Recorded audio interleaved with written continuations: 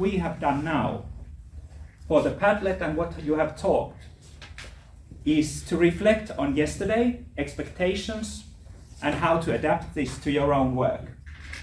And the expectations for this, there is, in this and the next two slides, there is a sort of resolution in the end. So it is about knowledge exchange and collaborative reflection, which we just did. And also about experiential learning. Mm-hmm. And now, yesterday, we heard stories, okay, based on places. So now we can think about the pedagogical diversity that these experiences from yesterday sort of rise from in our practices.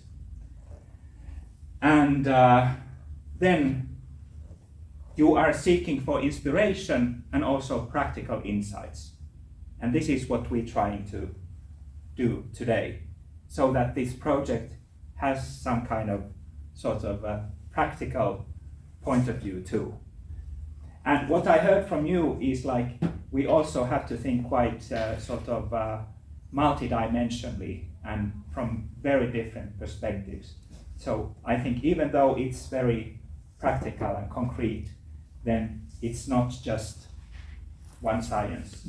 We sort of need to have multidisciplinary thinking. Mm-hmm. What we are going to do next, our next experiments or trials and creating those stories, we need to kind of think that they are not kind of replicates something. Yeah. They are totally own and totally adjust to your environment, and then we figure out how we express that in our framework. Yeah. Mm. But it needs to fit for your purposes and your content.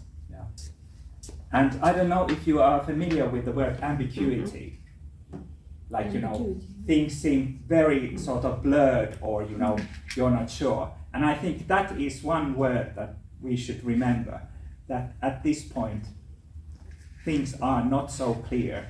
Even though we get concrete, that is probably a starting point, and then something else come up. We have sort of a researcher's mind that something comes up.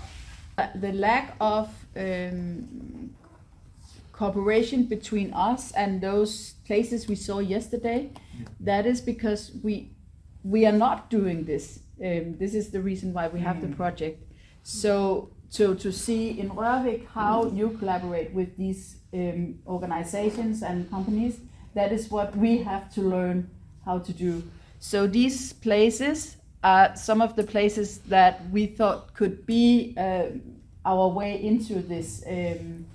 So that's why we have chosen what we have seen. So we don't have collaboration with companies like we have seen in Rørvik. We need to figure out what are our partner maps, you know, what companies can we use for this? What kind of impact we want to have. Yeah. And that is not always kind of easy question. And if you're kind of thinking from organizational point of view, what is the purpose of our school or education, and then we have other kind of factors there, that people need to have a kind of decent living or good life, and this kind of they are not goals, but they are at least they are wishes, like good citizenships. And then kind of like how detailed you can crack that down, and I think at least in JAMK we have done lots of work. What of course it's part of also in our law that we have to make impact work for work life in the area, but also positive impact to our area itself.